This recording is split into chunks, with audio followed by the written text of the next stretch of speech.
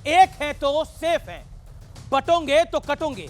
पिछले 2 महीनों में सबने ये नारा बार बार कई बार सुना होगा, लेकिन शायद विपक्ष को भी अब इसकी ताकत समझ आ रही है, क्योंकि विपक्ष के कुछ नेता भी अब खुलकर कह रहे हैं कि मोदी और उत्तर प्रदेश के सीएम योगी की काट ढूंढना मुश्किल है। हरियाणा से लेकर उत्तर प्रदेश और महाराष्ट्र तक यह नारा विपक्ष के गले की फांस बन गया है।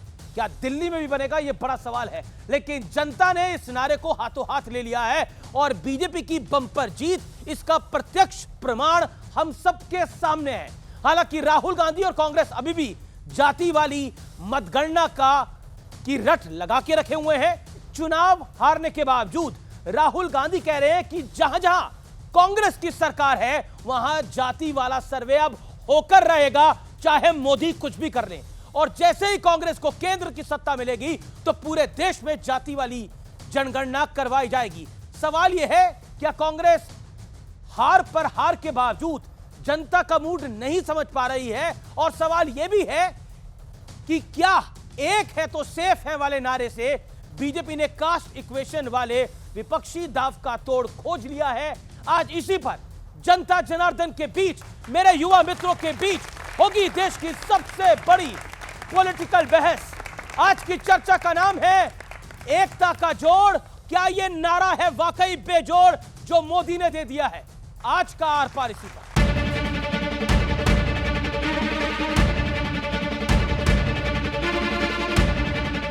एक है तो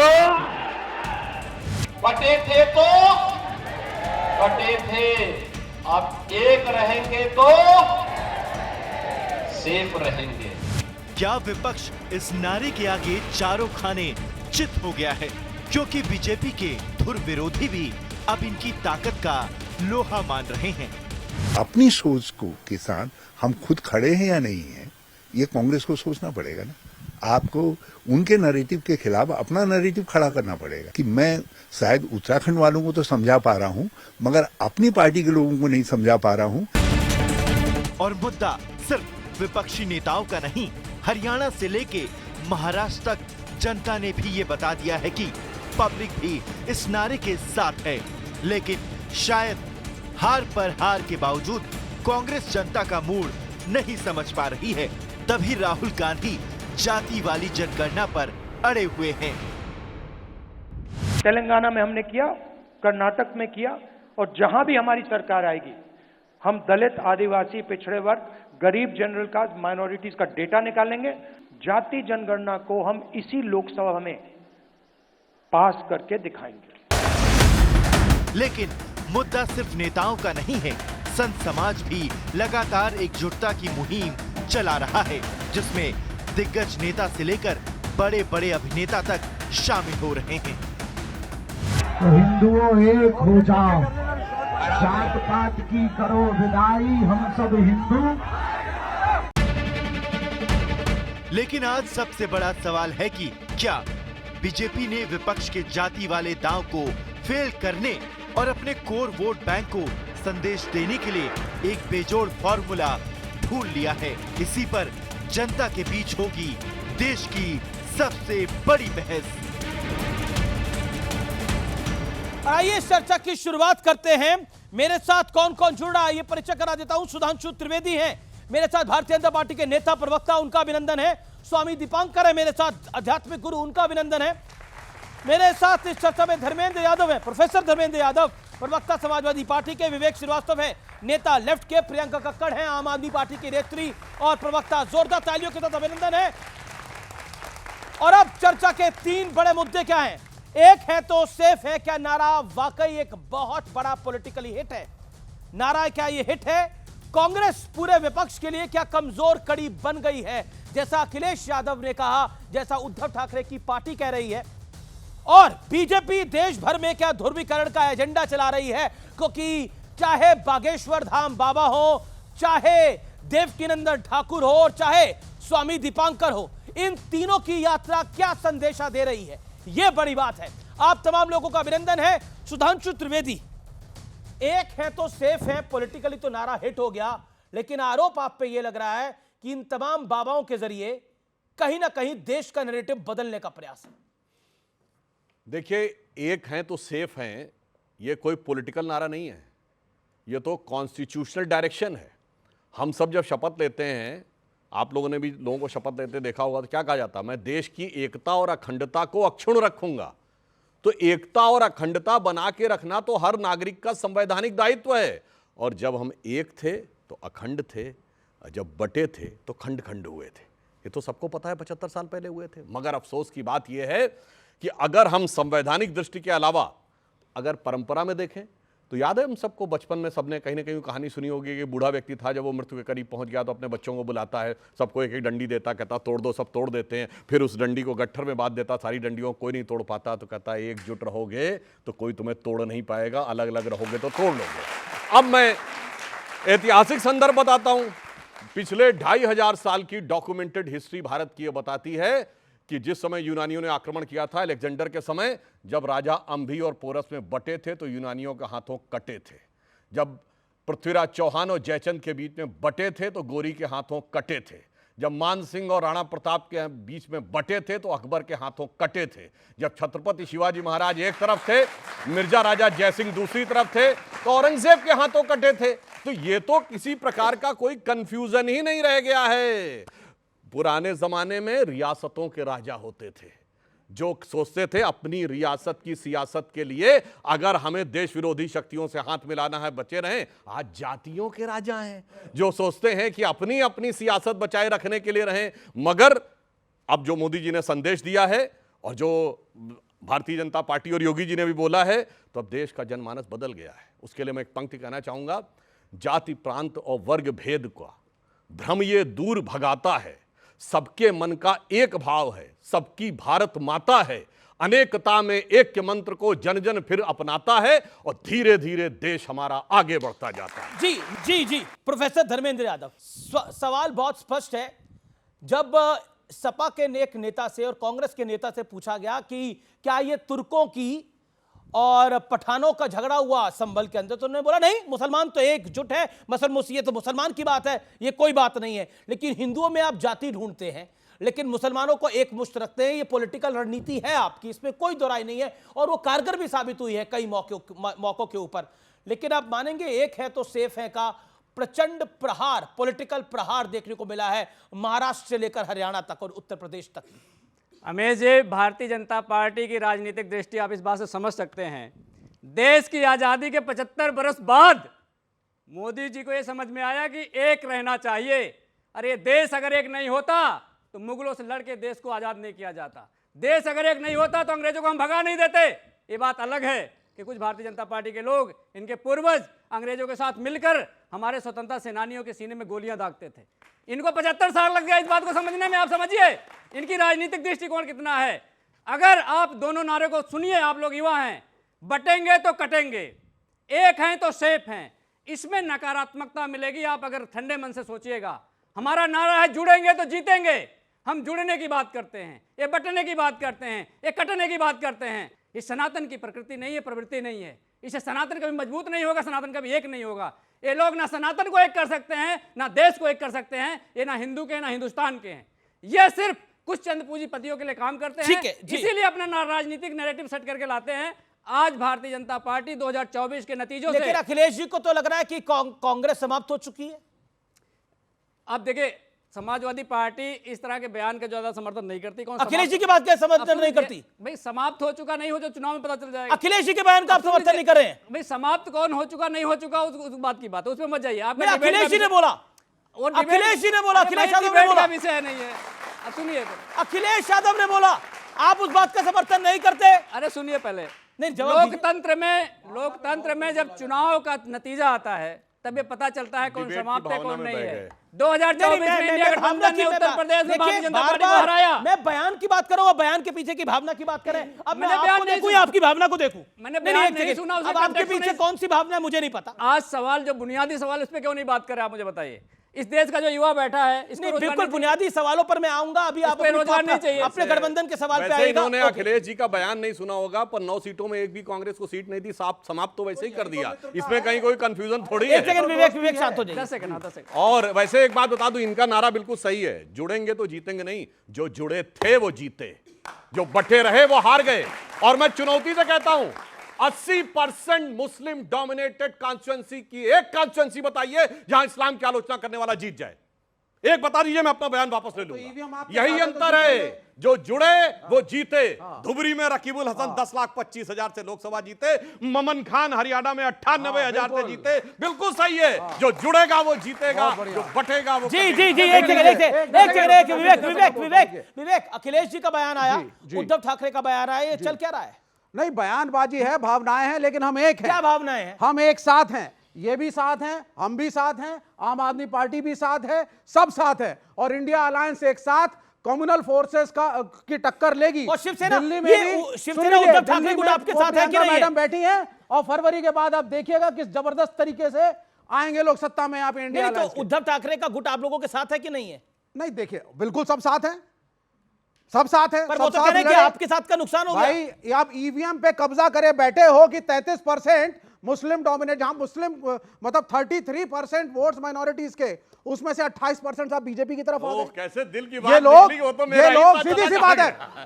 मैं इंपॉर्टेंट बात कर रहे हैं, diplomatic let नहीं him बोलता। complete, important सुन बात लीजिए, कर रहे हैं। 10 सेकंड कुछ सुन लीजिए, fact है। मैं बड़ा क्लियर बोलने वाला आदमी हूं। कश्मीर में हिम्मत नहीं थी सरकार बनाए, पीडीपी के साथ हाथ जला चुके थे, वहां लेवल प्लेइंग फील्ड दे दी, हरियाणा में गेम कर दिया। यहां पे झारखंड में लेवल प्लेइंग फील्ड दी दिखाने के लिए। महाराष्ट्र में इनके स्टेक्स थे, अडानी साहब को धरा भी चाहिए, वहां स्टेक्स ज्यादा थे, रिसोर्सेज ज्यादा है, गेम करा इन्होंने। ईवीएम का मैनिपुलेशन है, हम लोग केसेस फाइल कर रहे हैं, इलेक्शन कमीशन में कंप्लेंट्स दी गई हैं और गिनतियां गलत हैं। 9 सीटों में से मात्र 2 समाजवादी पार्टी की आई हैं। ये गलत रिजल्ट है। सर, ये ईवीएम का रोना समाप्त हो गया होता है। समाप्त हो करूं गया। मैं एक जी। सवाल करूं? देखिए, समाजवादी पार्टी ने पुलिस को दिया है दोष, और ये ईवीएम को दे रहे हैं। एक बोला, सेकंड, गजब है ईवीएम साहब, अगर समाजवादी ईवीएम का पार्टी अगर जो ईवीएम की गाथा आप पढ़ रहे हैं, कांग्रेस पार्टी पढ़ रही है, मैं एक सवाल पूछना चाहता हूं। अगर ईवीएम की बात है तो आम आदमी पार्टी 2015 में 67 सीट 70 में से जीत गई थी, अराउंड 95%। और सुनिए, पूरी सुनेगा। और 2020 के अंदर 62 सीटें जीत कर आई थी, अराउंड 92%। पंजाब के अंदर 2022 का विधानसभा चुनाव होता है, 85% सीटें जीत कर आती है। तो सबसे बड़ी ईवीएम की बेनिफिशियरी आम आदमी पार्टी है। अब बताइए, वो चुनाव सही था या गलत था? अब आप सुन लीजिए, ममता बनर्जी भी जीती, डीएमके भी जीती, बड़ी सीटें लेकर के आई, कुछ सीटें समाजवादी पार्टी भी अच्छी लेकर के आई लोकसभा में। जहां जहां अपोजिशन का कैडर स्ट्रांग है, जहां जहां हमारा कैडर स्ट्रांग है, आम आदमी पार्टी का कैडर ग्राउंड लेवल पे स्ट्रांग है, इन्होंने अपने को बचाया। तो फिर दिल्ली के विधानसभा के अंदर, तो दिल्ली के लोकसभा के अंदर क्यों सुपड़ा साफ हो गया इनका? दिल्ली के अंदर क्यों? ये कांग्रेस के साथ भी हाथ मिलाया है। दिल्ली के अंदर क्यों हारे? वो 7 सीटों की बात है, वो 7 सीटों की बात अलग है, कमाल की बात है, वो इशू नहीं है। दूसरी बात सुन लीजिए, ये इन्होंने एक एग्जांपल दिया। इन्होंने बोला साहब बुढ़ा आदमी बैठा था, उसके पास उसके लड़के गए, बुढ़े आदमी ने डंडियां ली, बोला देखो इकट्ठी हैं, टूटेंगी नहीं, इकट्ठे रहो। अरे लेकिन ये किसको जोड़ने की बात कर रहे हैं? क्या मुसलमानों की डंडी भी उन डंडियों में है या नहीं? या मुसलमान की डंडी साइड, दलित की डंडी साइड, ओबीसी की डंडी साइड, सारी डंडियां साइड। विवेक, आज आपने वादा किया था कि आप लिमिट में बोलेंगे। ओके, वैसे विवेक जी ने जो बात बोली, देखिए कितनी सहजता से इनके मुंह पे बात आ गई। जहां कैडर कमजोर रहता, मतलब इन्होंने मान लिया महाविकास आघाड़ी कैडर कमजोर था, सपा का कैडर उत्तर प्रदेश में कमजोर था। अब खैर इनसे पूछना चाहता हूं, इन्होंने प्रियंका जी की बात कही, ये मैडम प्रियंका की जीत पे खुशी है कि नहीं?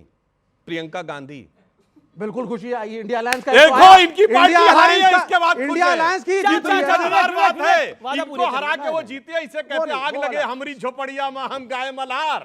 गजब है। लेकिन देखिए, मेरे को रुक करना पड़ेगा प्रियंका जी आपको, और फिर मैं स्वामी जी आपके पास आता हूं। प्रियंका जी, एक है तो सेफ है, नारा हिट है। क्या आपको लगता है जो हरियाणा में हुआ, जो महाराष्ट्र में हुआ, कहीं वो दिल्ली में ना हो जाए?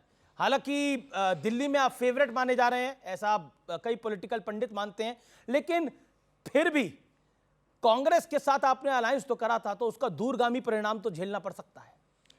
अमीश जी, सबसे पहले तो एक है तो सेफ है, कौन सेफ है आज?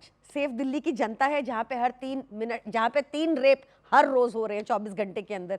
सेफ क्या मणिपुर की महिलाएं हैं जहां नग्न अवस्था में उनको घुमाया जा रहा है? सेफ क्या बॉम्बे में वो वाई कैटेगरी में जो पॉलिटिशियन घूम रहे हैं जिनको खुलेआम गोली मार दी जाती है, वो सेफ है? कोई सेफ नहीं है, सिर्फ भाजपा सेफ है, जनता अनसेफ है, पहली चीज। दूसरा सुनिए, दूसरी बात, इन्होंने वो नारा दिया पोलराइजेशन के लिए। इन्होंने क्या बोला? सुधांशु जी बहुत बढ़िया बोलते हैं, उसमें कोई डाउट नहीं। इन्होंने स्टार्ट किया कॉन्स्टिट्यूशनल डायरेक्शन है कि सबको एक साथ रहना है। 3 दिन पहले याचिका खारिज हुई है भाजपा की, जो गई थी सेक्युलर और सोशलिस्ट, ये वर्ड्स रिमूव कर दिए जाए कॉन्स्टिट्यूशन से। ये नहीं पता इनको, ये एक आपके नेता गए थे।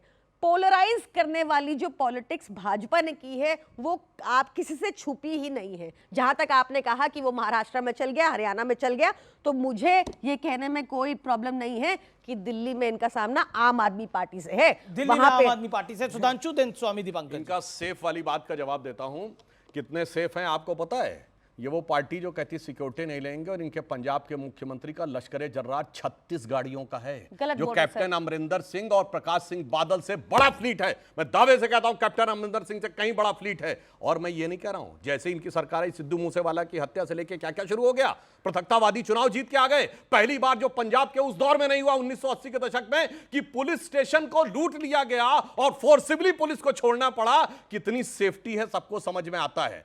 परंतु यहां पर मैं यह भी कहना चाहता हूं कि जो इन्होंने कहा कि यह पृथकतावादी नारा है, मगर अभी महाराष्ट्र का चुनाव हुआ है, अबू आजमी मौलाना अजहरी के सामने क्या बोल रहे थे वीडियो में आया, मेरे इलाके में 1,90,000 मुस्लिम हैं, एक भी वोट बंटना नहीं चाहिए, पूरा का पूरा मिलना चाहिए। ये पोलराइजेशन थोड़ी है।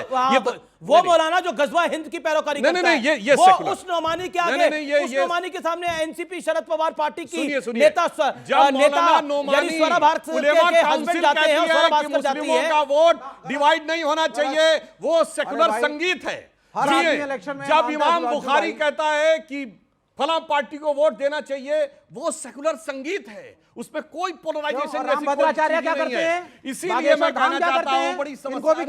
राम भद्राचार्य और बागेश्वर, राम भद्राचार्य और बागेश्वर आप कह रहे हैं? हाँ, राम भद्राचार्य क्या करते हैं और बागेश्वर क्या करते हैं? बागेश्वर धाम वाले राम भद्राचार्य जी भी बोला जाता है, पार्टी का नाम लिया। यार सुनिए, वो पड़ोस में बैठे खड़े हुए हैं, देखो वो क्या करते हैं?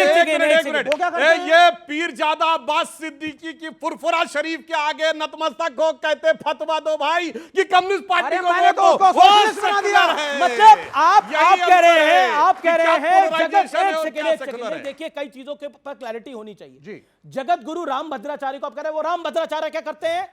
वो बागेश्वर क्या करते हैं? उनके आगे जी भी लगाया जा सकता है, राम भद्राचार्य जी। जैसे मौलाना नोमानी बोलते हो वैसे बोला करो, करिए। नहीं, सम्मान करना पड़ेगा उनकी, उनके पद का सम्मान करें, उनकी उम्र का सम्मान करना पड़ेगा। नहीं, एक सेकंड बताइए। बिल्कुल, मैं बताता हूं क्यों नहीं करना पड़ेगा। मैं बता देता हूं क्यों नहीं करना पड़ेगा। मैं बताऊं क्यों नहीं करना पड़ेगा। ये फुरफुरा शरीफ के आगे बोलेंगे, बोलो फुरफुरा शरीफ के आगे उम्र का तो लिहाज करिए। अब आप मेरे को बोलने दीजिए। सुनिए सुधांशु भाई, अब क्यों नहीं करना पड़ेगा? राम भद्राचार्य जी कह रहे हो ना, राम भद्राचार्य जी ने ब्राह्मणों की कुछ जातियों को नीच जी, थैंक यू सो मच जी, नहीं बताया। राम भद्राचार्य जी बोला, थैंक यू। अब आप सुनिए पहले। बोलिए। राम भद्राचार्य जी कहते हैं बड़ा ही अनर्थ हो गया, बड़ा कष्ट दिया गया है आसाराम बापू जी को। मैं अपने दोस्त नरेंद्र मोदी को आपको बोलने की आजादी, उन्हें भी बोलने की आजादी है। आसाराम को छोड़ने वाले को स्वामी दीपांकर जी नहीं बोलूंगा। आप बोलिए जी। स्वामी दीपांकर।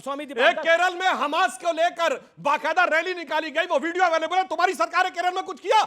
नहीं होता। ऑल आइज ऑन रफा, ठीक है, फिलिस्तीन के फेवर में बोलोगे, हमास के चीफ को जी बोलते हैं और राम भद्राचार्य स्वामी दीपांकर को और बागेश्वर को उनके नाम से बुलाते हैं। हमास के मुखिया को जी बोलते हैं और हाफिज को भी जी बोलते हैं इस देश के कई नेता, और हिंदू धर्म गुरुओं को के आगे जी नहीं लगाते। ये देश भी देख रहा है जी, ये देश भी देख रहा है। एक सेकंड सही है, ये अन्याय है। महत्वपूर्ण यह है कि चाहे देवकीनंदन ठाकुर जी की यात्रा हो, चाहे बाबा बागेश्वर की यात्रा हो, चाहे आपकी यात्रा हो, तकलीफ बहुत हो रही है इसकी। तो तकलीफ होना जायज भी है। क्यों? इसलिए जायज है क्योंकि जो स्वप्न देखे हैं बांटने का, एक हम लोगों के साथ भी दिक्कत है। हम लोगों को कास्ट में इतना बांट दिया गया, पार्टी में इतना बांट दिया गया कि हमें हिंदू और हिंदुत्व समझ नहीं आता। हमें सनातन समझ नहीं आता, हमें धर्म समझ नहीं आता, इसीलिए कोई खड़ा होकर 2000 किलोमीटर दूर से कहता है सनातन का समूल नष्ट कर देंगे। यही बात किसी और धर्म के बारे में बोलने की हिम्मत है? मैं कह रहा हूं बोनवीटा भी पिएंगे तो नहीं बोल पाएंगे। नहीं समझ में आई? पांव लड़खड़ाने लगेगा, डॉक्टर हो सके बुलाना पड़े। और रही बात हम लोगों की यात्रा की, तो हमारी यात्रा बिल्कुल एकदम कॉन्सेप्ट क्लियर है, जातियों में विभाजित हिंदुओं को एक करना, 2 साल के अंदर 80 लाख से ज्यादा लोगों को जोड़ना। नहीं, आपकी यात्रा में 10 किलोमीटर चले नहीं हो, बताओ कितना चले हो? वही बता रहा हूं, वही बता रहा हूं। देखिए साहब, ये बीच में क्यों बोल रहे हैं ना? आप बीच में बोलना चाहिए क्या? आप हाथ खड़ा करिए जो चाहते हैं, बीच में कोई ना बोले। बताइए, अपनी बात करिए। आप ही के ज्ञान का वर्धन कर रहे हैं। 2 साल के अंदर 80 लाख लोगों से, एक डाटा सारा साइट पर है, 80 लाख लोगों को जोड़ना, एक हिंदू होने का संकल्प दिलाना, 16,000 किलोमीटर की यात्रा, 6 राज्यों तक जाना, और उसके बाद खड़े होकर के आज ये चर्चा करना। पहली बार बोला था 23 नवंबर 2022 में कि जब तक एक हो सुनामी के जैसे वेग हो, और जब भी बटोगे हर गली नुक्कड़ पर कटोगे। तो ये कहीं गलत नहीं है। मुझे बोलने दीजिए दादा। जी। और रही बात बांग्लादेश में वो कर रहा है और यहां हम कर रहे हैं, तो मुझे फक्र है कि वो बांग्लादेश में हिंदुओं को एक करते हुए, संगठित करते हुए, उनके अधिकार, उनके हक हकूक के लिए लड़ते हुए एक बेरहम सरकार ने, जिसका मुखिया नहीं है। दादा ये गलत है। हाँ, शुक्र करो हमारी सरकार नहीं है। 1 मिनट सुधांशु भाई,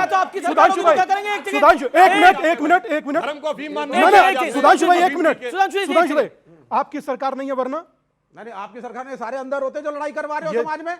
मतलब कौन अंदर होता? क्यों नहीं? कौन अंदर होता? ये जितने यात्रा वाले हैं, मतलब कि हम लोग यार सीधा आप लोगों को लड़वा रहे हैं, हिंदू मुसलमान की एकता की बात नहीं करते। नाम लीजिए कौन अंदर होता? नहीं, ये सारे जितने करवा रहे हैं इन्हीं के शिष्य हैं सारे, इन्होंने ही शुरू किया, यही जन्मदाता है। ये तो खड़े हुए हैं। मतलब आप कह रहे बागेश्वर में इनके बड़ी बात बोल रहे हैं। एक सेकंड भाई, डबल समाज को आप क्या कह रहे हैं? कौन अंदर होता? कौन भाई, अंदर होता? अगर हमारी सरकार होती और ऐसी यात्राएं निकलती जिससे समाज में विघटन होता, तो चाहे ये हो और चाहे इनसे ये आचार्य दीपांकर, चाहे इनसे प्रेरित बाबा वालों को एक्शन तो होता। एक्शन होता देवकीनंदन ठाकुर पे भी। नहीं, क्यों गलत क्यों कर रहे हो? क्यों दौड़ रहे हो? ये क्या इनको क्या होता है? क्या होता है? ये गिरफ्तार होते हैं। अरे बाबा, एक्शन लेते, लीगल एक्शन लेते जो सही है, ये कर भी चुके हैं ऐसा। लेते छोड़ो, सरतन से जुदा नारा लगा था, एक्शन लिया था? क्यों नहीं? बोलो, बिल्कुल सरतन से जुदा नारा लगा था, एक्शन लिया था? नहीं लिया था, उल्टा परमिशन दी थी कि पीएफआई वाले वो निकालेंगे, रैली निकालेंगे। बोलो, करते तो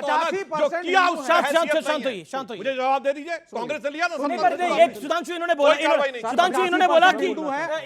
कि चाहे बाबा बागेश्वर हो, चाहे स्वामी दीपांकर हो, चाहे देवकीनंदन ठाकुर हो, वो गिरफ्तार होते अगर हमारी सरकार। नहीं, इनकी सरकार ये है, मैं कहता हूं कोई भी जाके चेक कर ले। 2007 में मिस्टर चक्रवर्ती इनके मिनिस्टर थे ट्रांसपोर्ट के, पश्चिम बंगाल की सरकार में। वो केवल दक्षिणेश्वर काली में जाके पूजा कर लिए थे, तो प्रकाश कारत ने उनके खिलाफ डिसिप्लिनरी एक्शन कर दिया था कि आप कम्युनिस्ट हैं, आप जाकर कैसे कर सकते हैं किसी मंदिर में पूजा? मगर उसी कम्युनिस्ट पार्टी पीरजादा अब्बास सिद्दीकी के पास जाती है, कोई नहीं होता। आपने किसी कम्युनिस्ट नेता की पूजा करते हुए फोटो नहीं देखी होगी, मगर रोजा अफ्तार की दावतों में खूब फोटोएं देखी हो। जी, लेकिन अब मैं एक चीज बताता हूं। सेक्युलरिज्म के जिस खेल में देश को दशकों से घुमाया जा रहा है, आज उसकी कड़वी सच्चाई देश के सामने आना और रखना बेहद जरूरी हो जाता है व्यूअर्स। इसलिए अगले 60 सेकंड में मेरी ये बात को ध्यान से सुनिए। इस देश में प्लेसेस ऑफ वर्शिप एक्ट का काफी जिक्र होता है। इसे 1991 में लागू किया गया था और उस वक्त देश में कांग्रेस की सरकार थी, नरसिम्हा राव उसके प्रधानमंत्री थे। इस एक्ट के मुताबिक 15 अगस्त 1947 को देश में धार्मिक स्थल जिस भी स्थिति में है उसकी वही स्थिति बरकरार रहेगी, उसमें कोई बदलाव नहीं हो सकता। और इस एक्ट से अयोध्या के विवाद को अलग रखा गया था। यानी जो हिंदू ये दावा करते हैं कि आक्रांताओं ने उनके मंदिरों को तोड़कर वहां दूसरे धर्म की इमारतें बनवा दी, उन हिंदुओं के पांव में इस कानून से ऐसी बेड़ियां डालने का प्रयास हुआ जिससे वो भविष्य में कभी अपने धार्मिक स्थलों की सच्चाई पता लगाने की कोशिश भी न कर सके, मांग भी न कर पाए। और दूसरी तरफ 1995 में और 2013 में कांग्रेस की सरकारों ने वक्फ एक्ट में बदलाव किए, जिसकी वजह से उसकी ताकत असीमित हो गई। इन बदलावों के बाद वक्फ बोर्ड किसी भी संपत्ति पर अपना हक जमा सकता है, जता सकता है और उनके दावे को कोर्ट में चुनौती देना लगभग नामुमकिन है। सोचिए ये कैसा सेकुलरिज्म था, और इन सेकुलर सरकारों ने हिंदुओं को तो प्लेसेस ऑफ वर्शिप एक्ट दिया था और दूसरी तरफ वक्फ का एक्ट दिया था। सोचिए सच्चा सेकुलरिज्म क्या है, यह मैं आप पे सोच छोड़ता हूं, आप अपनी बात को रखिए, बोलिए क्या सवाल है आप लोगों के। सवाल था कि नेहरू जी, इंदिरा गांधी जी और राजीव गांधी जी सदैव जातिवाद और जाति प्रथा का विरोध किए थे, वो जाति जनगणना के समर्थन नहीं थे, तो फिर विपक्ष आज के वक्त में क्यों इतना जोर दे रहा है कि जाति जनगणना होनी चाहिए। सर जी इंदिरा गांधी कहती थी जात पे ना पात पे मोहर लगे कि हाथ पे। यूनिटी की बात कर रही थी कि सभी जातियों को बराबरी तो मोदी जी भी तो वही कर रहे हैं अभी। नहीं, मोदी जी तो हिंदुओं को अलग कर रहे हैं, मुसलमानों को अलग कर रहे हैं, अगलों को अलग कर रहे हैं, पिछड़ों को अलग कर रहे हैं। राम भद्राचार्य ब्राह्मणिकल सुप्रीमेसी की बात करते हैं तो अमीश भाई कहते हैं जी करके यूज करिए। तो ये तो कल्चर ही देश का अलग जा रहा है। ठीक है कल्चर ही अलग जा रहा है, और मतलब दूसरा खराब कल्चर है, हाफिज तूतड़ा का बढ़िया कल्चर है। शंकराचार्य जी ने बागेश्वर धाम, सुन लीजिए सुधांशु भाई, बागेश्वर धाम की यात्रा के बारे में माननीय ज्योतिष मठ के शंकराचार्य ने कहा है टोटल पॉलिटिकल है। दूसरी बात, नहीं, आपने खुदाई की बात करी। दीजिए फिर प्रियंका कक्कड़ और सुधांशु जी। दो तीन बातें महत्वपूर्ण अपने युवा भाइयों से कहना चाहता हूं। बांग्लादेश आप सब लोग देख रहे हैं, जिन्हें केरला और कश्मीर फाइल झूठ लग रही थी, बांग्लादेश लाइव चल रहा। उसके बावजूद भी यार हम लोग हिंदुओं के विषय में बोले हम लोग गुनाहगार कैसे। ये लोग जय फिलिस्तीन कह के गाजा तक के लोगों को एक करें, ये सेक्युलर कैसे। कहीं तो थोड़ा तो यार रहम, और कहीं तो अपने गुनाहों के बारे में सोचिए। लेके जाओ, सारी मस्जिद खोद डालो, लेट मी एक कुल्हाड़ी इनको दे दो, सारी मस्जिदें खोद दो और शिवलिंग ढूंढो उसके अंदर।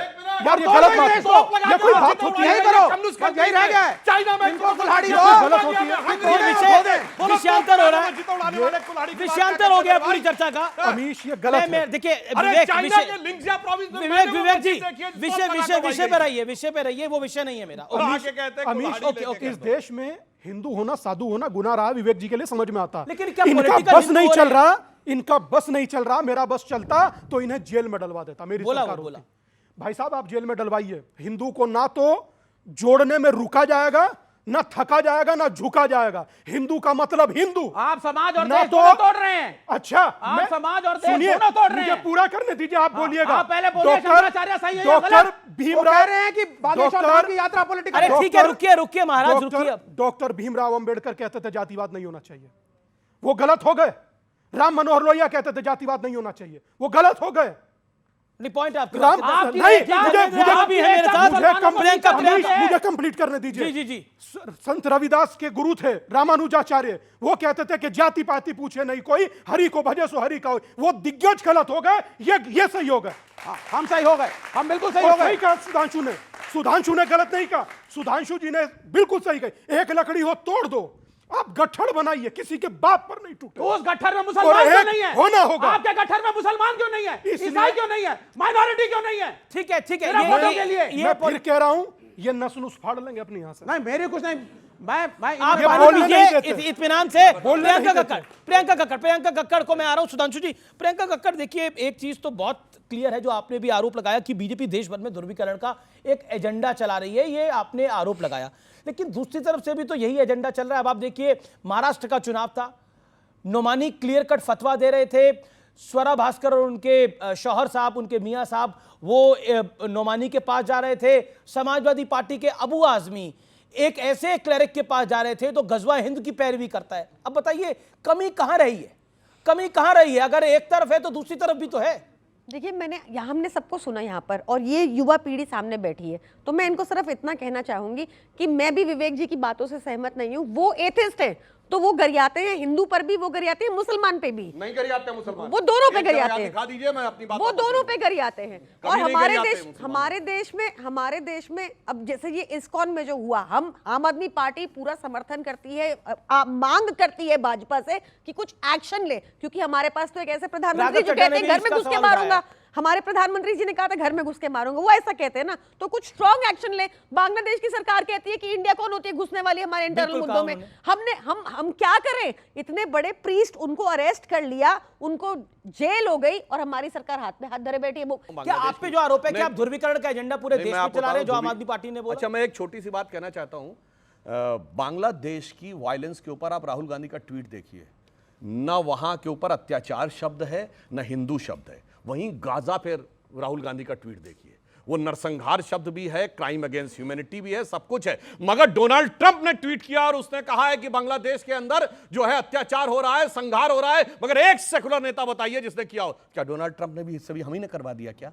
अरे भाई, दुनिया समझ रही है मगर इनके समझ में नहीं आ रहा है इसके लिए क्या किया जाए। अभी तक बागेश्वर बाबा, स्वामी दीपांकर, देवकीनंदन ठाकुर, ये सब तो और वैसे जो इन्होंने एक मिनट, ये हिंदू धर्माचार्यों ने जो बोला है वो बड़ा स्वाभाविक समझा, जिसके लिए ओसामा जी हैं, हाफिज साहब है, जाकिर शांति का मसीहा है, इशरत जहां बेटी है, बुरहान वानी भटका हुआ नौजवान है, याकूब मेनन की जुडिशियल किलिंग है, अफजल हारात का मारा है, उसके लिए राम भद्राचार्य जी और बाबा बागेश्वर ऐसे ही। नाथूराम गोडसे जिसकी मूर्ति बना के रोज पूजते हैं, वो इन सबको मिला लो। ना नाथूराम गोडसे की कोई मूर्ति बनाकर पूज रहा है ना वो विषय। अभी एक सेकंड, देखिए बाकी भी है ना, समाजवादी पार्टी की आपसे कितनी ज्यादा सीटें हैं, खुद सोचिए। हमारे मित्र हैं भाई, मतलब आप देखिए उनको भी आप मौका नहीं दे रहे, ज्यादा पढ़े लिखे हैं। तीसरी देश की बड़ी पार्टी है। वैसे एक बात बताएं, अभी एकमात्र चुनाव जो हुआ केरल में बाई इलेक्शन लोकसभा का, वो हारने के बाद क्या उछल रहे हैं, ऐसा आपने देखा नहीं होगा, गजब कि कांग्रेस से हारने के बाद उछलते हुए। ठीक है, अब धर्मेंद्र यादव, एक बात बहुत स्पष्ट है कि आप बार बार कह रहे हैं कि देखिए बीजेपी जो है वो नफरत का बीज डाल रही है, और आपके नेता महाराष्ट्र के इलेक्शन में अबू आजमी आपके वरिष्ठ नेताओं में से एक हैं, वो जब एक ऐसे मुस्लिम क्लेरिक के पास जाते हैं, एक ऐसे मुस्लिम धर्मगुरु के पास जाते हैं जो गजवाए हिंद की पैरवी करता है और कहता है कि आप ऐलान करिए मेरे पक्ष में वोट डालने के लिए, वो आपकी राय में कम्युनल है या वो सेकुलरिज्म है? आचार्य जी कह रहे हैं कि बांग्लादेश में ऐसा हो रहा है, बांग्लादेश में ऐसा हो रहा है लेकिन भारत में नहीं हो रहा है क्योंकि हमारे पास संविधान है। पाकिस्तान जैसा है वैसा है क्योंकि उसके पास हमारे जैसा संविधान नहीं है। ये इस संविधान को खत्म करके यहाँ भी वही करना चाहते हैं। अब सुन लीजिए, वो यहाँ भी वही करना चाहते हैं। नहीं, ये आप देखिए, आप बहुत नहीं, बांग्लादेश में हो रहा है, यहाँ इसलिए हो रहा है कि मोदी है यहाँ पे। अब सुनिए, वरना सब कुछ हो जाता। लेकिन मेरे सवाल का जवाब, अबू आजमी की बात का जवाब। बांग्लादेश में इतना हुआ और पूरे हिंदुओं की चिंता बिल्कुल मोदी जी को नहीं थी, पर शेख हसीना को बाकायदा सुरक्षित अपने यहाँ लाके बैठाया गया और आज तक पिज्जा खिलाया जा रहा है। ये है हिंदू। अच्छा, हिंदू नहीं चाहिए। नहीं, एक सेकंड देखिए, मुझे लगता है कि जो बांग्लादेश में हिंसा हो रही है उसका मजाक उड़ाना बिल्कुल जायज नहीं है, और वहां पर हिंदुओं के घर जलाए जा रहे हैं, उनकी बेटियों को उठाया जा रहा है, और उस विषय के ऊपर अगर हम हिंदुस्तान में इतने हल्के स्तर पर चर्चा करेंगे तो मुझे लगता है ये उन लोगों के साथ अन्याय होगा। मैं पर्सनली बहुत खराब फील कर रहा हूं जो बांग्लादेश में हमारे हिंदू भाई बहनों और उनके बच्चों के साथ हो रहा है। मेरा प्रश्न है अबू आजमी के विषय पे। अबू आजमी कम्युनल थे या सेकुलरिज्म के सबसे बड़े सूरमा थे जब वो एक ऐसे मुस्लिम क्लेरिक के पास जाते हैं जो गजवा हिंद की पैरवी करता है? इस सवाल के जवाब के बिना आप आज ये मंच नहीं छोड़ सकते। अरे अबू आजमी ने क्या गड़बड़ किया मुझे बताइए। मैंने आपको चौथी बार पूछा सवाल, आपको सवाल याद हो गया होगा, इनको सवाल अभी तक नहीं याद आया। मैं चौथी बार पूछता हूं लाइव। अबू आजमी उस मुस्लिम क्लेरिक के पास गए जो गजवाए हिंद की पैरवी करता था, वो कम्युनल था या सेकुलरिज्म के सबसे बड़े सूरमा थे? अरे उनको समझाने गए थे वो, ये देश है, देश के लिए सोचिए, संविधान के लिए सोचिए। उन्होंने ये काम किया। कई जवाब सुने मैंने जीवन में, लेकिन ऐसा जवाब नहीं सुना भाई। गए थे, इसमें क्या है? वो उनको समझाने गए थे। ओके सुधांशु जी, देखिए मुझे लगता है देश को पप्पू समझने गलती नहीं करनी चाहिए जिस प्रकार के तर्क देने का प्रयास किया गया। स्वामी दीपांकर, देखिए क्या आपको लगता है कि ये एकता का नारा बेजोड़ है और क्या ये पॉलिटिकल भी है नारा? पॉलिटिकल आप बना लीजिए, मगर ये है, मैं नहीं बना रहा सर, ये है, आप शांत रहिए ना। ये आपका नाम स्वामी दीपांकर है? भाई नास्तिक को शंकराचार्य कोट करते हुए मैंने पहली बार देखा है। इन्हीं का नाम शंकराचार्य है, इन्हीं का दीपांकर, इन्हीं का सुधांशु, इन्हीं का प्रियंका। मैं समझता हूं ये 15 मिनट में गजनी हो जाते हैं। यार क्या मतलब है? हम लोग भी आए हुए हैं, हम लोग पंजीरी बांट रहे हैं यहाँ, हमें भी सुन लो भाई। सिर्फ इतनी सी बात। देखिए, कांग्रेस इनकी नहीं सुन रही, इनकी पार्टी एक दूसरे की नहीं सुन रही, वो आप ही को सुनाएंगे ना, और किसको सुनाएंगे बताइए? वो सिर्फ आपनों को ही सुनाता है, सिर्फ आप हैं इसलिए वो सुना रहे हैं। अब चलिए मैं अपनी बात कहता हूं। चलिए, मुझे गाना याद आया, तू मुझे सुना मैं तुझे सुनाऊं, अपनी एक कहानी। मैं प्रेम कहानी नहीं बोल रहा, अपनी एक कहानी। दादा देखिए, गाने पे गाना याद आया। सुधांशु जी, ये गाना आपके लिए है। मतलब वो जो नाराजगी, ऐसा सुन रहे हैं शिंदे साहब की कुछ नाराजगी चल रही है महाराष्ट्र के अंदर, तो तुम इतना नाराज हो क्या? ऐसा कुछ है क्या? नहीं, हमारे यहाँ तो देखिए सब एक दूसरे के लिए कह रहे हैं लखनऊ स्टाइल में, पहले आप। शिंदे जी कह रहे हैं कि नहीं है ये बन सकते हैं, तो फडणवीस जी ने सिंधे जी की तरफ देख के मुस्कुराया, अजीत पवार ने लेकिन कहा ये फडणवीस बन ये सकते हैं। लखनऊ वाले नवाब की मगर बात कर रहे हैं, इनके लेकिन यहाँ ट्रेन पर- छूट गई थी फाइनली। ट्रेन छूट जाएगी। ट्रेन छूट गई थी फाइनली। मगर चुनाव के समय में एक चीज आप लोग भूल गए। झूठ बोलते समय आदमी खुद जाने लगता है। नहीं, मुझे याद आया इनकी पार्टी ने एक पैरवी की थी कि भाई जो पर्दे में है उसका चेहरा ना देखा जाए, वोट डालने दिया जाए। यानी इसका मतलब हुआ कि फर्जी वोटिंग को प्रश्रय दिया जाए, चुनाव आयोग की बात को छोड़ दिया जाए। नहीं, प्रियंका गाने का मैं आऊंगा, आपके पास आऊंगा। प्रियंका जी, एक गाना मुझे भी याद आया, एक बंगला बने न्यारा। मतलब बीजेपी आपके बंगले के पीछे पड़ी हुई है, आपके नहीं, मतलब मुख्यमंत्री। नहीं, नजर लागी राजा तोरे बंगले पे। जी। प्रियंका जी, सुधांशु जी का घर हमारे पूर्व मुख्यमंत्री के घर से काफी बड़ा है, पहली चीज। दूसरी सुनिए, ये सारा बीजेपी का नैरेटिव है, कोई शीश महल नहीं है। शीश महल हम अपनी जनता के लिए, एक जनता को हम सिमिलर फैसिलिटी देंगे। इसीलिए यही कारण है कि आज जैसा उस घर में वैसी फैसिलिटी आपने देखा वेश जी, आपने देखा या भाजपा से सुना? बताइए। चलिए, तस्वीरें देखी है, तस्वीरें आपने देखी जो भाजपा ने रिलीज की? 50 लाख के पर्दों की हो सकता है ऐसा, हो सकता है ऐसा। अच्छा चलिए, मीडिया को अंदर पहुंचा दीजिए। अरे पहुंचा दीजिए ना, फोटो लेके आ जाए। भाजपा ने, मैं बता दूं आपको, प्रोटोकॉल में भाजपा ने बकायदा वीडियोग्राफी कराई। जब मुख्यमंत्री ने वो आवाज छोड़ा, वो वीडियो रिलीज करा दीजिए। इनको बोलिए, इनकी कहानी आई है, प्रेस कॉन्फ्रेंस करके एक डिटेल दी इनकी थी, कहानी आई है, डिटेल दिया सिर्फ भाजपा की है, कोई इंक्वायरी नहीं। ये क्या करते हैं, हम पे झूठे आरोप लगाते हैं, झूठी तोहमत मलते हैं, फिर कोर्ट में जाके हम ये आप तो उस घर में गई होंगी, ऑटोमेटिक पर्दे हैं कि नहीं है? अरे नहीं है भाई, आपने देखे? किसने देखा? एसी कितने हैं? मैंने नहीं गिने। आप किसी के घर जाके एसी गिनते हो? इतने हैं कि गिनने में बहुत मुश्किल अरे नहीं भाई, वो एक बहुत स्ट्रिक्ट टास्क मास्टर है, उनसे काम की बात होती है, काम मिलता है, काम का प्रोडक्ट आउटपुट देना पड़ता है। चलिए, ये तो दिल्ली का चुनाव है, तो इन सब की बात होगी आगे जाकर। जो नारा है, अगर सर ये नारा इतना प्रभावित है तो झारखंड में भाजपा क्यों हारी? दूसरा सवाल मेरा ये है, सर आपने बोला कि रोजा अफ्तार की फोटोज डालते, बाकी की फोटोज नहीं डालते, तो सर आपको दिक्कत इस चीज से कि रोजा अफ्तार की फोटोज डाली कि दूसरी सेरेमनीज में वो गए नहीं? रोजा अफ्तार किसके लिए होता है? जो रोजा रखे उस रोजेदार के लिए रोजा अफ्तारी होती ना। यहाँ तो बड़ी मजेदार बात है, ये जितने इनके नेता बुलाते थे, राहुल गांधी जी रोजा अफ्तार की दावत में रोजा रखे थे क्या? आए कौन कौन थे? मुलायम सिंह जी आए थे, शरद पवार जी आए थे, इनके सीताराम येचुरी जी आए थे, वो रोजा रखते थे क्या? ये सरासर मुस्लिम धार्मिक भावनाओं का मजाक उड़ाना है कि ना आने वाला रोजेदार, ना बुलाने वाला रोजेदार, खामखा का रोजा अफ्तार। झारखंड में देखिए, हम हारते हैं या जीतते हैं, दोनों की हम समीक्षा करते हैं और विस्तृत समीक्षा करने के बाद निष्कर्ष निकालते हैं। निश्चित रूप से हम झारखंड में हारे हैं, मगर एक बात के लिए कहना चाहूंगा, कम से कम ईवीएम ने तो सही काम किया है ना रजा। ठीक है, ईवीएम के ऊपर भी आऊंगा। ईवीएम पे किसी का सवाल है क्या? यानी महाराष्ट्र में हम जीते हैं, झारखंड में ईवीएम जीती है। मेरा सवाल सुधांशु जी से है कि आप लोग जो हमारे देश में आरक्षण का, राशन का, नौकरी के, सबका जो आरक्षण है वो जाति पे निर्भर है, तो फिर आपको क्या प्रॉब्लम है कि आप डाटा रिलीज क्यों नहीं कर रहे हो कि जाति में क्यों जनगणना नहीं हो रही है?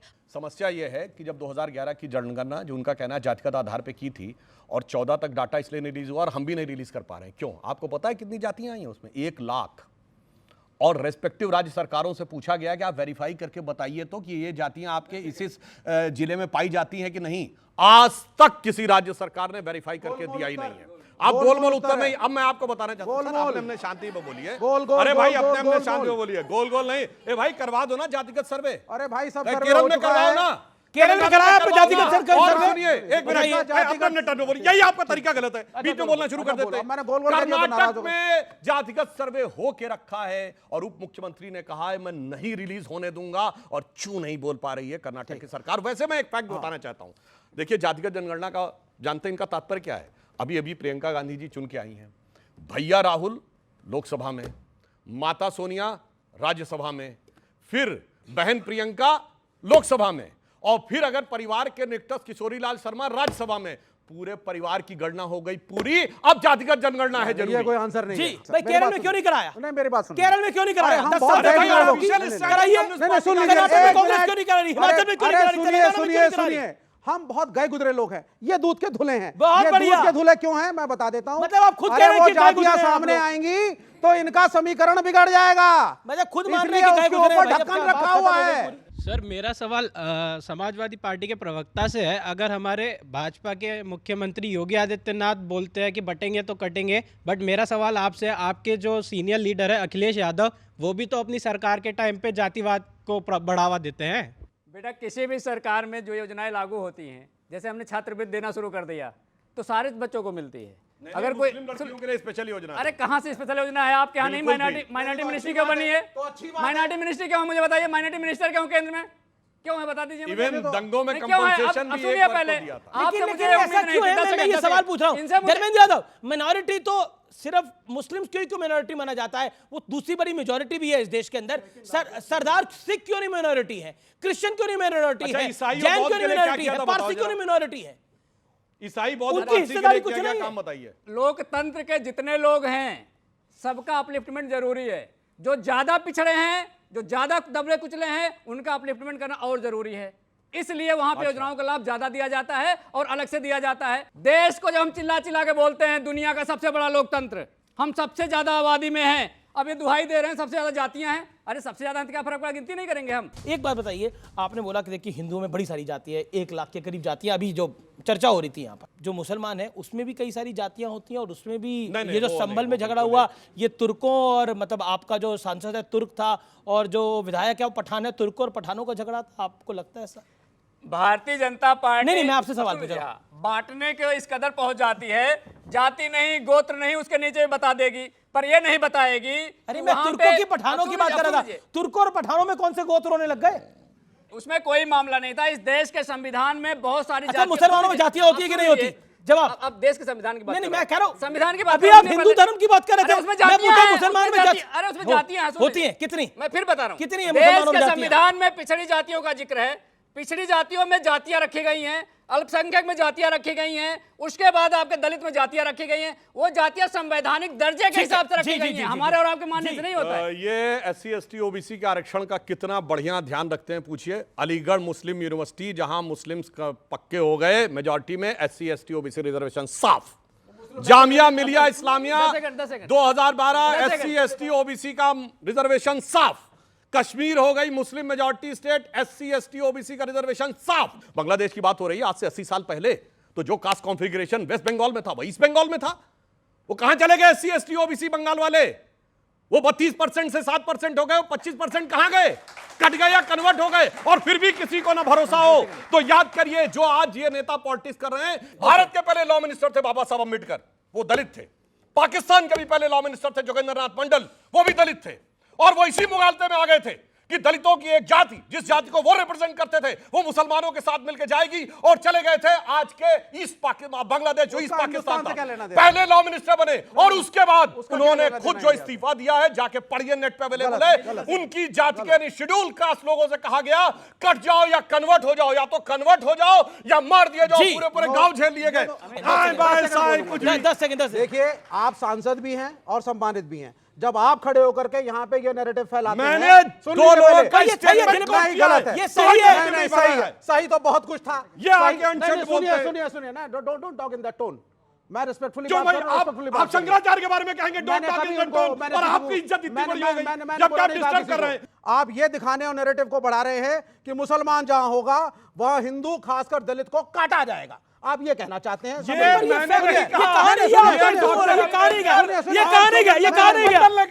नहीं कहा, ये कहा नहीं गया, ये आप एज्यूम कर रहे हैं। सुनिए, ये आप एज्यूम कर रहे हैं।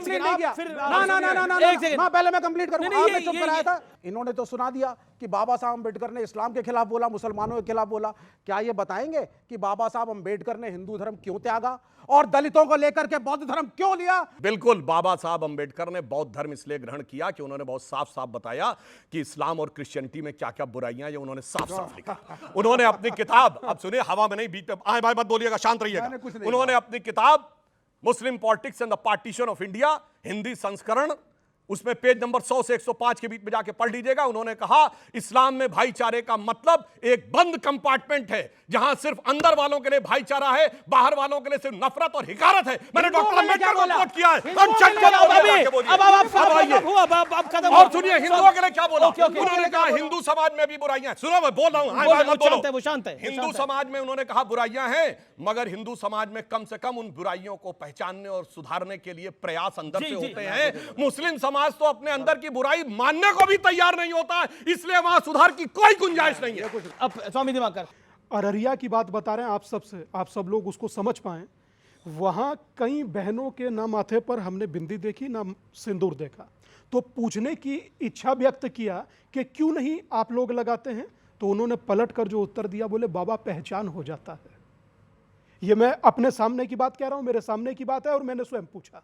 डेमोग्राफी बदली हुई है आप भाई साहब 70-30 का रेशियो है, क्या बोल रहे हैं? यहाँ स्टूडियो में ठंडे कमरे में बैठकर जो मर्जी बोलिए, जाइए ना ग्राउंड पर, तब हकीकत देखिए। और हाँ कुछ भी नहीं, इनके हिसाब से कुछ नहीं है, इनके हिसाब से कुछ नहीं है। वहां जिस दलित का जिक्र करते हैं, आप क्यों बार बार बोले मुसलमान? सुधांशु बाबू हटाइए, इनके पास क्या पोस्ट है? अमीश बाबू बोलिए मैंने किताब कोट किया, स्वामी जी रुकिए, पेज कोट किया, सिर्फ ये आदमी आकर डिस्टर्ब करने लगता है। अमीश ऐसा नहीं हो सकता, बोलने वाले को बोलने नहीं दे रहे यार। कब से वो खड़े नहीं, अमीश ऐसा नहीं हो सकता, दूसरों को जलील करने का डिबेट होगी। क्या है भाई, आप एक फैक्ट नहीं कोट कर रहे। अच्छा ठीक है, आप तो सब आते हवा में बोल रहे। देखिए एक सेकंड मेरा निवेदन, सब स्वीपिंग स्टेटमेंट। अच्छा एक सेकंड मेरा निवेदन है, शांत होइए आप। ओके आप स्वामी जी आप अपनी बात तो रखिए, धन प्रियंका। मैं मात्र इतना कहना चाह रहा था, यात्रा के दौरान तेजस्वी जी का बयान आया, अगर किसी ने मुसलमानों की तरफ आंख उठाकर देखा तो ईंट से ईंट बजा देंगे, बिल्कुल ये बयान था। बस इतना सा मेरा जहन था कि 20% के लिए तेजस्वी जी ने जो कहा एकदम करेक्ट कहा। मेरा मानना और यात्रा का मकसद मात्र इतना ही है, 80% हिंदू हैं, इनके लिए भी कोई ताकतवर कमजोर लल्ला लंगड़ा लूला अपाइज कोई एक आदमी तो खड़ा होकर कह दो यार कि अगर हिंदुओं की तरफ भी किसी ने आंख उठाई तो ईंट से ईंट नहीं तो ताली से ताली और दंडित तो कर देंगे। ओके प्रियंका कक्कड़, क्या आपको लगता है ये जो नैरेटिव बन रहा है, ये जो पूरा नैरेटिव बन रहा है, क्या ये दिल्ली चुनावों पर भी इंपैक्ट डालेगा? मुझे लगता है कि दिल्ली की जनता बहुत समझदार है। उन्होंने वो उसी पार्टी को वोट देती आई और देते रहेंगे। महाराष्ट्र की जनता समझदार नहीं थी? देखिए वहां पे कांग्रेस मेरे को ये कहने में प्रॉब्लम नहीं है, कांग्रेस थोड़ी ढीली अलायंस पार्टनर है। वो अपने अलायंस पार्टनर। अच्छा आपको कांग्रेस ढीली लगती है? आपको भी इजी कंटेस्टेंट मिल गया, दिल्ली में ऐसा नहीं होगा। अच्छा ठीक है, ओके सुधांशु जी कांग्रेस ढीली पार्टी है, आम आदमी पार्टी ढीली नहीं है। आप ढीलों को तो हरा सकते हैं लेकिन टाइट पार्टी को नहीं हरा सकते। भगवंत मान जी का बाकायदा रैली में बयान अवेलेबल है कि दिल्ली से पंजाब तक हर माँ अपने बच्चे को सबसे छोटी कहानी सुना सकती है, एक थी कांग्रेस। इनके नेता अखिलेश यादव जी का मात्र 10 महीने पहले मध्य प्रदेश चुनाव में बयान है, कांग्रेस बहुत चालू पार्टी है, संभल के रहना। कांग्रेस ने कहा सपा के लिए चिरकुट पार्टी है, और कमलनाथ जी ने कहा अखिलेश वखिलेश की बात करने की जरूरत नहीं है। और इन्होंने अरविंद केजरीवाल जी ने छत्तीसगढ़ में जा कहा भूपेश बघेल भारत के सबसे भ्रष्ट मुख्यमंत्री हैं। साहब क्या गजब है, बाहर लड़ाई है, दिल्ली में मोहब्बत है, इसी को देख के जनता कह रही क्या दुहाई है।